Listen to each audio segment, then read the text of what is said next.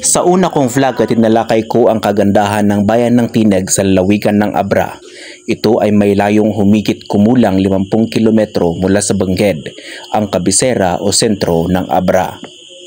Batay sa aking pagmamasid, isa ang bayan ng Tineg sa mga tingin ko ay most promising when it comes to tourism industry dahil napakaganda ng mga natural na tanawin at saka malawak ang kanilang lugar para sa mga gagawing development kung kanilang gugustuhin. Para sa mga katulad kong first timer sa pagpunta sa bayan ng Tineg, ay hayaan ninyong isalaysay ko sa inyo ang aming naging karanasan. Mula sa bayan ng Benguet papuntang Tineg ay nadaanan namin ang mga bayan ng Tayum, Dolores at San Juan. Pawang mga magagandang lugar na gustong-gusto kong balikan at puntahan ang kanilang mga pinagmamalaking mga tourist spots.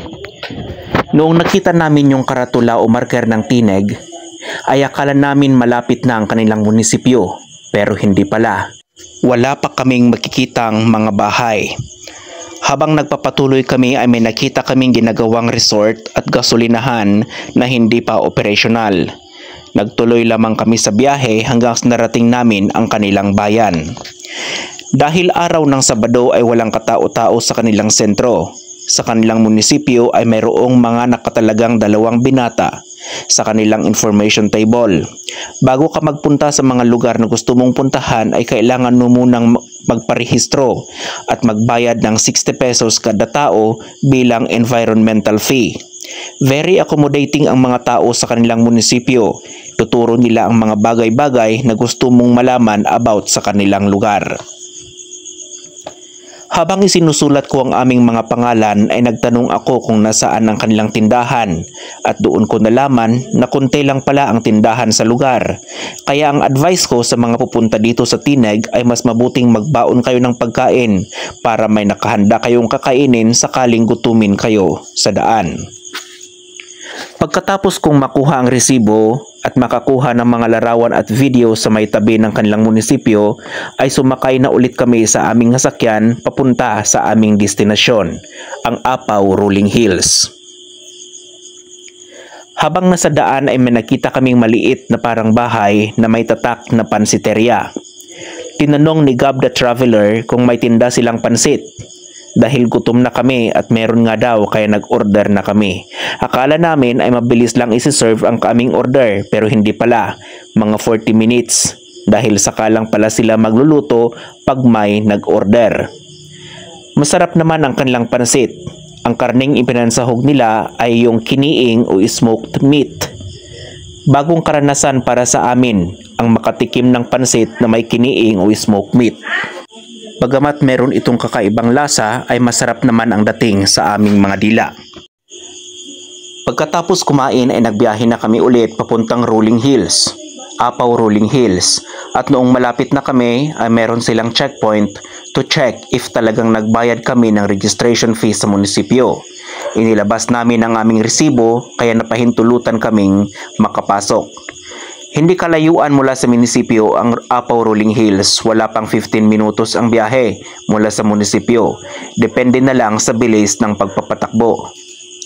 Ang buong akala ko noon ay pwede ang mag-picnic sa lugar pero hindi pala.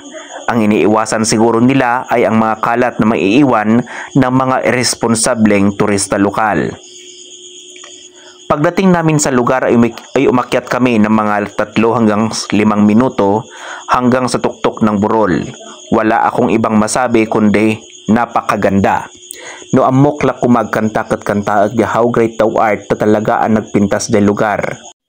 Ngam anya nga rod kaslamot ngamin buses tinapit-pit na pakulan niya alibot to buses ko. Sa Apaw Rolling Hills ay makikita mo kung gaano kagaling ang lumikha ng mga bundok na iba't iba ang hugis at laki. Isama mo pa ang malamig na simoy ng hangin na talaga namang nakaka-relax. Parang gusto ko nang matulog doon noon kahit katanghali ang tapat dahil malamig naman ang simoy ng hangin. Ay apo kakabsat kung nakada kayo no makapan kayo iji nga lugar malipatan nyo amin nga problema yo agraman nagan ti tao ang nakautangan nyo. Idag subli kami, jakpayan malagip nagan dagiti kakadwak ijay luganan na magaan sa mati utek kon, gapudyeng nalamiis nga angin.